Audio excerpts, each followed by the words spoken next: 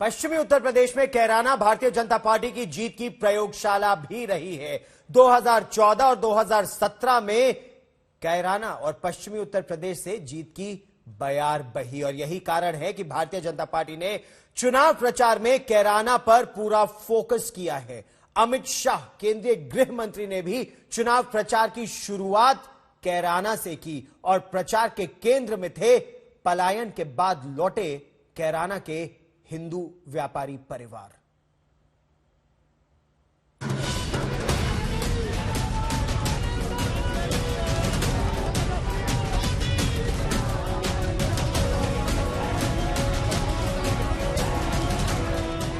Kairana BJP का hot formula रहा है।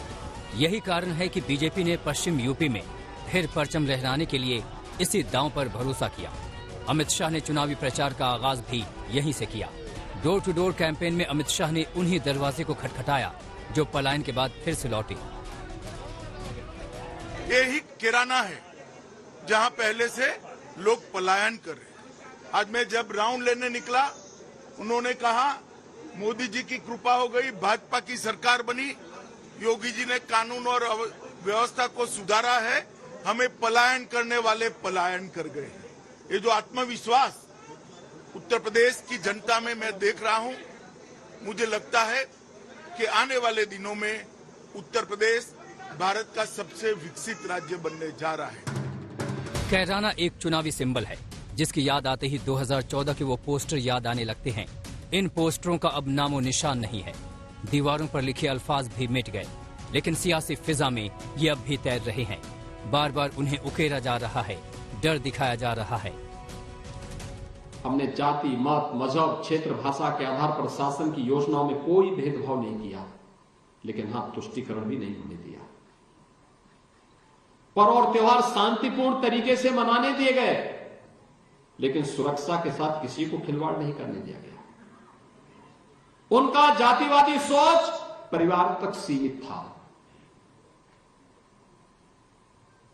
उनकी विकास की सोच अपने स्वयं के परिवार के विकास की थी। हमारा राष्ट्रवादी सोच सबका साथ सबके विकास का है। मुझे ये बताएं, भारतीय जनता पार्टी के लोग उत्तराखंड के पलायन के बारे में क्यों नहीं बोल रहे हैं? और मुझे याद है कि जिस समय सूची जारी की थी भारतीय जनता पार्टी ने पलायन की, वो झूठी सूची थी। भारतीय जनता पार्टी की कोशिश है कि चुनाव विकास पे नहीं हो, चुनाव नौकरी पर न हो, चुनाव महंगाई पर न हो, क्योंकि भारतीय जनता पार्टी पर महंगाई का जवाब नहीं है। अब तो कैराना के उम्मीदवारों पर भी जंग छिड़ गई है। बीजेपी ने समाजवादी पार्टी आरएलडी गठबंधन के प्रत्याशी नाहिद हसन को पलायन का जिम्मेदार बताकर सियासी तूफान खड़ा कर दिया। नाहिद पर गैंगस्टर एक्ट लगाया गया था और उम्मीदवारी घोषित किए जाने के 2 दिन बाद ही उन्हें गिरफ्तार कर लिया गया। कैराना में हिंदू व्यापारियों के पलायन के लिए जिम्मेदार लोगों को टिकट देना इस समाजवादी पार्टी और गठबंधन के चरित्र को उजागर कर देता है। तो अगर उनको गिरफ्तार कर लिया है तो उनके परिवार में जिनके ऊपर एक भी मुकदमा नहीं होगा, उनको टिकट दें। कैराना फॉर्मूला से ही बीजेपी ने 2017 में पश्चिमी यूपी में 136 में से 109 सीटें बटोरी थी।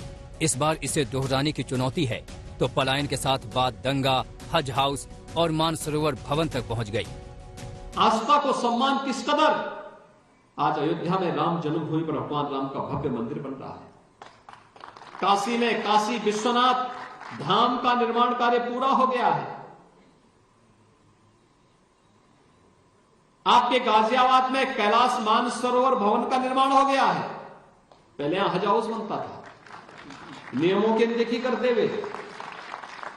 आज हज हाउस नहीं, आज तो भाइयों बहनों कैलाश मानसरोवर का भवन बन रहा है। इस तरह से इन्होंने धर्मार्थ मंत्रालय को डिफंक कर दिया था और ये कब्रिस्तान और हज हाउसेस बना रहे थे। इन्होंने ये नहीं सोचा था कि यहाँ पर और लोग हैं जो तीर्थार्थी जाते हैं। मानसरोवर भवन नहीं बनाया इन्होंने, तो वो भारतीय जनता पार्टी ने बनाया है। तो ये तो हम सबका साथ सबका विकास की बात करते हैं, ये तुष्टीकरण की बात करते हैं। इन्हें कब्रिस्तान और हज हाउस के अलावा कुछ दिखता ही नहीं है। पलायन और दंगे के मुद्दे चुनाव दर चुनाव काम आते रहे हैं, लेकिन 2022 में ये कितने कारगर रहेंगे, ये बड़ा सवाल है। डर तो ये है कि कहीं काठ की हांडी बार बार चढ़ाने से जल न जाए। आज तक ब्यूरो।